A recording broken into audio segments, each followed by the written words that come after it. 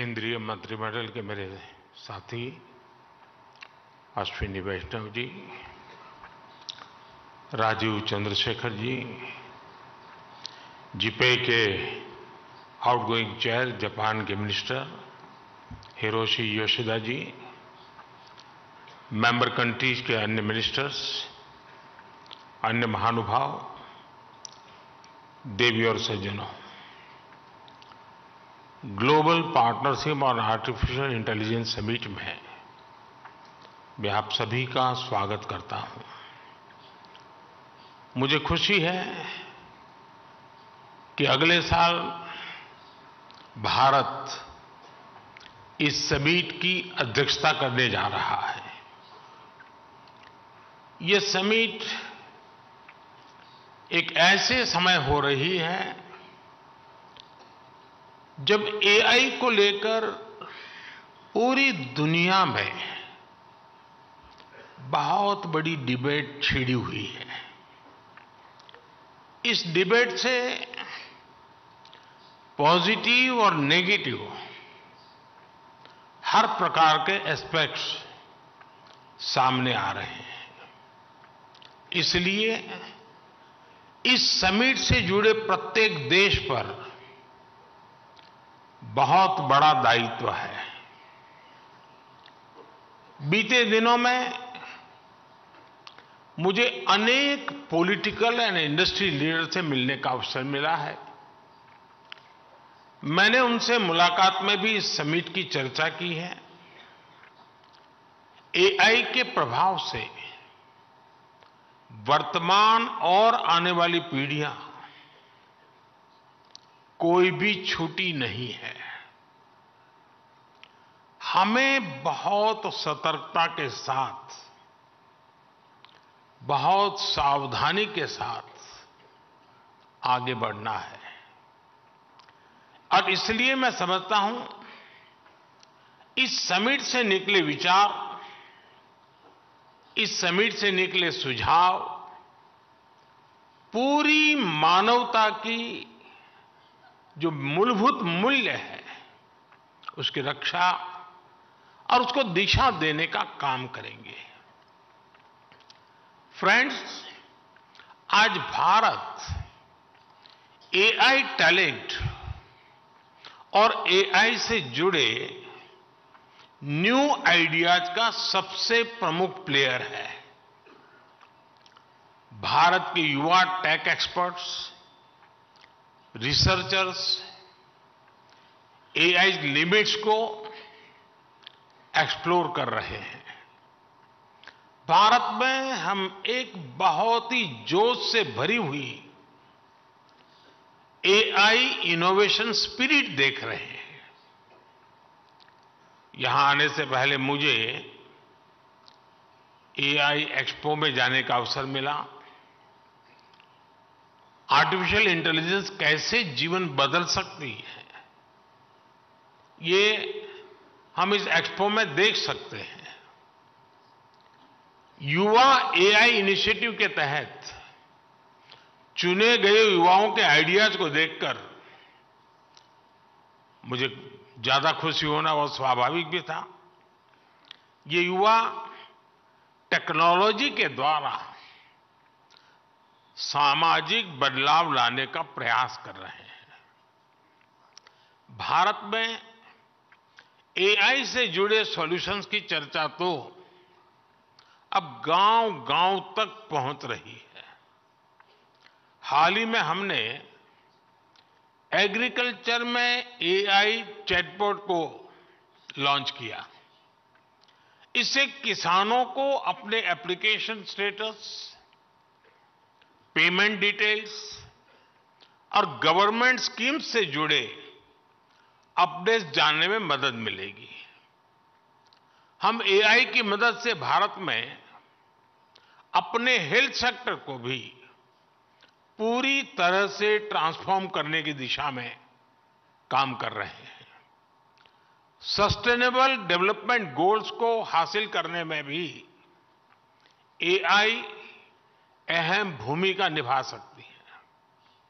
Friends, Bharat में हमारा विकास मंत्र है सबका साथ सबका विकास।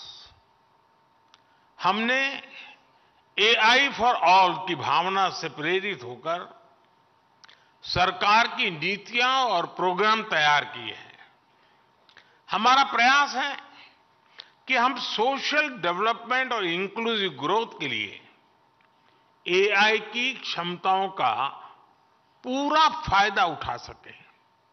भारत एआई के रिस्पॉन्सिबल और एथिकल यूज के लिए भी पूरी तरह कमिटेड है। हमने national programme on artificial intelligence शुरू किया है।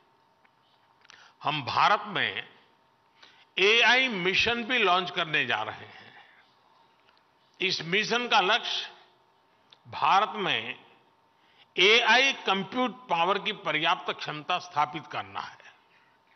इससे भारत के स्टार्टअप्स और इनोवेटर्स को और बेहतर सुविधाएं मिलेगी। इस मिशन के तहत एग्रीकल्चर, हेल्थ केयर, एजुकेशन जैसे सेक्टर्स में एआई एप्लीकेशंस को प्रमोट किया जाएगा। हम अपने इंडस्ट्रियल ट्रेनिंग इंस्टीट्यूट के माध्यम से एआई स्किल्स को टियर 2 और टियर 3 शहरों तक पहुंचा रहे हैं। हमारे पास नेशनल एआई पोर्टल है जो देश में आर्टिफिशियल इंटेलिजेंस इनिशिएटिव को बढ़ावा देता है। आपने ऐरावत इनिशिएटिव के बारे में भी सुना होगा। इस कॉमन प्लेटफॉर्म का उपयोग बहुत जल्द सभी रिसर्च लैब, इंडस्ट्री और स्टार्टअप कर सकेंगे। फ्रेंड्स, एआई के साथ हम एक नए युग में प्रवेश कर रहे हैं। आर्टिफिशियल इंटेलिजेंस का विस्तार टेक्नोलॉजी के टूल से भी कहीं ज्यादा है। एआई हमारे नए भविष्य को गढ़ने का सबसे बड़ा आधार बन रही है। एआई की एक बहुत बड़ी ताकत है लोगों को कनेक्ट करने की उसकी क्षमता। एआई के सही इस्तेमाल से सिर्फ देश की आर्थिक प्रगति ही सुनिश्चित नहीं होती, बल्कि ये समानता और सामाजिक न्याय को भी पक्का करता है। इसलिए एआई को अपने भविष्य के लिए अलग प्रकार के एआई की भी जरूरत पड़ेगी। यानी एआई को ऑल इंक्लूसिव बनाना पड़ेगा, ऑल आइडियाज को अपनाना पड़ेगा। एआई की डेवलपमेंट जर्नी जितनी ज्यादा इंक्लूसिव होगी, उसके परिणाम भी उतने ही ज्यादा इंक्लूसिव आएंगे। हमने देखा है कि पिछली शताब्दी में टेक्नोलॉजी तक अनइक्वल एक्सेस की वजह से समाज में मौजूद असमानताएं और बढ़ गई थी। अब इस तरह की गलती से हमें पूरी मानवता को बचाना है। हम जानते हैं कि टेक्नोलॉजी के साथ जब डेमोक्रेटिक वैल्यूज जुड़ जाती हैं तो वो इंक्लूजन की दिशा में मल्टीप्लायर के तौर पर काम करती है। इसलिए आर्टिफिशियल इंटेलिजेंस के भविष्य की दिशा भी ह्यूमन वैल्यूज पर, डेमोक्रेटिक वैल्यूज पर पूरी तरह निर्भर करेगी। आर्टिफिशियल इंटेलिजेंस हमारी एफिशिएंसी को बढ़ाने में मदद कर सकता है, लेकिन ये हम पर है कि हम इमोशंस की भी जगह बनाए रखें। आर्टिफिशियल इंटेलिजेंस हमारी इफेक्टिवनेस को बढ़ा सकती है, लेकिन ये हम पर है कि हम अपने एथिक्स को भी बनाए रखें। इस दिशा में ये मंच विभिन्न देशों के बीच सहयोग बढ़ाने में मदद कर सकता है। फ्रेंड्स, किसी भी सिस्टम को सस्टेनेबल बनाने के लिए उसे ट्रांसफॉर्मेटिव, ट्रांसपेरेंट और ट्रस्टेड बनाना पड़ता है। इसमें कोई संदेह नहीं कि एआई ट्रांसफॉर्मेटिव तो है ही, लेकिन ये हम पर है कि हम इसे ज्यादा से ज्यादा ट्रांसपेरेंट बनाएं। अगर हम इस्तेमाल हो रहे डेटा और एल्गोरिदम को ट्रांसपेरेंट और फ्री फ्रॉम बायस बना सके तो एक अच्छी शुरुआत होगी। हमें दुनिया भर के लोगों को यह यकीन दिलाना होगा कि एआई उनके लाभ के लिए है, उनके भले के लिए है। हमें दुनिया के विभिन्न देशों को यह भी विश्वास दिलाना होगा कि इस टेक्नोलॉजी की विकास यात्रा में किसी को भी पीछे नहीं छोड़ा जाएगा। एआई पर ट्रस्ट तब बढ़ेगा जब एआई से जुड़े एथिकल, इकोनॉमिक और सोशल कंसर्न्स पर ध्यान दिया जाए। उदाहरण के लिए, अगर अपस्किलिंग और रीस्किलिंग एआई के ग्रोथ कर्व का हिस्सा बन जाए तो युवा ये भरोसा कर पाएंगे कि एआई उनके भविष्य की बेहतरी के लिए है। अगर डेटा की सुरक्षा पर ध्यान दिया जाए तो लोग यकीन कर पाएंगे कि एआई उनकी प्राइवेसी में दखल दिए बिना विकास को आगे बढ़ाएगा। अगर ग्लोबल साउथ को यह पता होगा कि एआई के विकास में उनकी भी बड़ी भूमिका होगी तो वो इसे भविष्य के एक रास्ते के रूप में स्वीकार कर पाएंगे। फ्रेंड्स, एआई के अनेक पॉजिटिव पहलू हैं, लेकिन इससे जुड़ी नेगेटिव बातें भी उतनी ही चिंता का विषय है। एआई 21वीं सदी में विकास का सबसे बड़ा टूल बन सकता है और 21वीं सदी को तबाह करने में भी सबसे बड़ी भूमिका निभा भी सकता है। डीप फेक का चैलेंज आज पूरी दुनिया के सामने है। इसके अलावा साइबर सिक्योरिटी, डेटा थेफ्ट और आतंकियों के हाथ में एआई टूल्स के आने का भी बहुत बड़ा खतरा है। अगर आतंकी संगठनों के पास एआई लेस हथियार पहुंच जाए तो उससे ग्लोबल सिक्योरिटी पर बहुत बड़ा असर होगा। हमें इस विषय पर चर्चा करके एक ठोस प्लान तक पहुंचने की जरूरत है कि कैसे एआई के गलत इस्तेमाल को रोका जाए। इसलिए ही G20 प्रेसिडेंसी के दौरान हमने responsible, human centric AI governance का फ्रेमवर्क तैयार करने का प्रस्ताव रखा था। G20 न्यू दिल्ली डिक्लेरेशन ने एआई प्रिंसिपल्स के प्रति सभी सदस्य देशों के कमिटमेंट की पुष्टि की है। सभी सदस्यों में एआई के उपयोग से जुड़े खतरों को लेकर एक अंडरस्टैंडिंग थी। जिस तरह हमारे पास विभिन्न अंतर्राष्ट्रीय मुद्दों के लिए समझौते और प्रोटोकॉल्स है, उसी तरह हमें एआई के एथिकल यूज के लिए मिलकर ग्लोबल फ्रेमवर्क तैयार करना होगा। इसमें हाई रिस्क या फ्रंटियर एआई टूल्स की टेस्टिंग और डिप्लॉयमेंट के लिए प्रोटोकॉल भी शामिल होगा।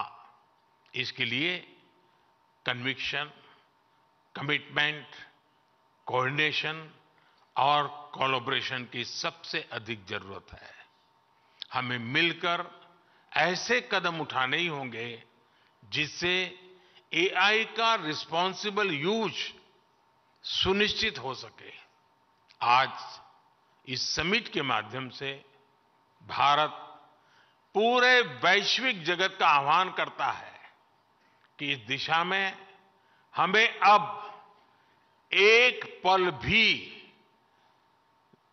गंवाना नहीं है। इस साल में अब कुछ ही दिन बचे हैं, नया साल आने ही वाला है। हमें एक तय समय सीमा के भीतर ग्लोबल फ्रेमवर्क को पूरा करना ही होगा।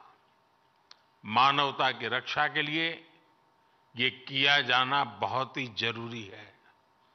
फ्रेंड्स, एआई सिर्फ एक नई टेक्नोलॉजी ही नहीं है, ये एक वर्ल्ड वाइड मूवमेंट बन गई है। इसलिए हम सभी का मिलकर काम करना बहुत ही आवश्यक है। अगले 2 दिन आप सभी बहुत से विषयों पर चर्चा करेंगे। मैं तो जब भी किसी एआई एक्सपर्ट से मिलता हूं तो अपने सवाल और सुझाव रोक नहीं पाता। आज आप एक्सपर्ट से बातें करते हुए भी कई बातें मेरे मन में आ रही हैं।